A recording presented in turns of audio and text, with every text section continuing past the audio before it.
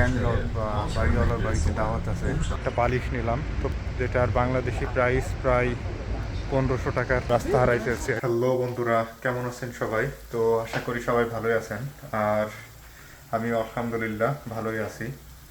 তো আজকে সকাল সকাল ঘুম থেকে উঠে পড়লাম। উঠে এই যে সকালে নাস্তা করার জন্য একটু নুডলস রান্না করছি। আর এই যে এটা আমাদের কিচেন, এটা ফ্রিজার আছে, একটা ওভেন আছে পিছনে, আর ওয়েস্ট ডিস্ট্রিবিউশনের জন্য এই যে এখানে আছে। তো বন্ধুরা, আজ আমাদের ল্যান্ডলর্ড বা বাড়িওয়ালার বাড়িতে দাওয়াত আছে, তো সেখানে যাচ্ছি। এই যে আমি যাচ্ছি, শাওন ভাই যাচ্ছে, আর ও রুমের কয়েকজন যাচ্ছে। তো এই যে বন্ধুরা, ল্যান্ডলর্ডের বাসা থেকে খাওয়া দাওয়া করে আসলাম। তো আসার পথে কিছু প্রয়োজনীয় জিনিস নিলাম। বন্ধুরা, এই বাংলাদেশ থেকে সব কিছুই আনছি, বাট বালিশ আনা হয় নাই। তো এই যে এর মধ্যে একটা বালিশ নিলাম। তো বালিশের দাম পড়ছে 10 ইউরো, যেটার বাংলাদেশি প্রাইস প্রায় 1500 টাকার উপরে হবে, বা 1500 টাকার আশেপাশে হবে। তো এই তো অবস্থা। আর একটা ঝাড়ু নিয়েছি, ঘর ঝাড়ু দেওয়ার যে ঝাড়ুটা, ওইটাও আনা হয়েছিল না। এটা পড়ছে 5 ইউরো। এটার প্রাইসও 600-700 টাকার মতো পড়বে বাংলা টাকা। এগুলা সুযোগ পাইলে বাংলাদেশ থেকে নিয়ে আসতাম যদি জানতাম এত দাম। তো এই যে বন্ধুরা, এখন বাসার দিকে যাব। আর এখানকার বিল্ডিংয়ের স্ট্রাকচারটা জাস্ট দেখেন কত সুন্দর। তো আমরা এখন বাসার দিকে যাব, কিন্তু কোন বাসে যাব সেটা বুঝতে পারছি না।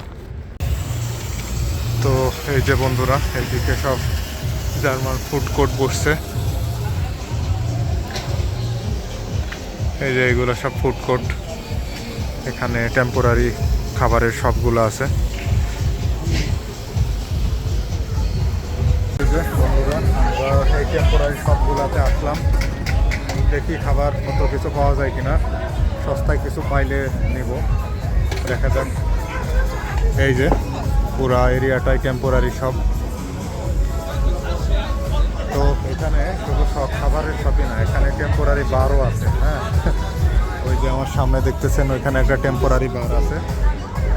তো ওই দেখি কিছু খাওয়া যায় কিনা, খাওয়া গেলে নেব। তো বন্ধুরা, এতক্ষণ আমরা ভুল স্টেশনে দাঁড়াইছিলাম। তো এই যে এখন আবার যাচ্ছি, আমাদের যে স্টেশনটায় দাঁড়াইতে হবে সেটা একটু পায়ে হাঁটার দূরত্বে দাঁড়াইতে হবে। তো ওই যে আমি আর শাওন ভাই যাচ্ছি হাঁটতে হাঁটতে, দেখি সামনে যে সঠিক বাসটা পাই কিনা। খুব বেশি দূরে না আমাদের বাসা এখান থেকে, কিন্তু আমরা এইদিকে কখনো আসি নাই, তো সেজন্য রাস্তা হারাই ফেলছি আর কি। তো এই যে মলের মাঝখানে এরকম একটা সুন্দর স্ট্রাকচার তৈরি করা আছে, এটা দেখতে অনেক সুন্দর। তো এই যে এটা সবসময় চলতে থাকে এইভাবে, কখনো বন্ধ হয় না। তো এই যে বন্ধুরা, এখন বাসার দিকে যাচ্ছি। আর বাইরের টেম্পারেচার এখন 4 ডিগ্রির মতো আছে। তো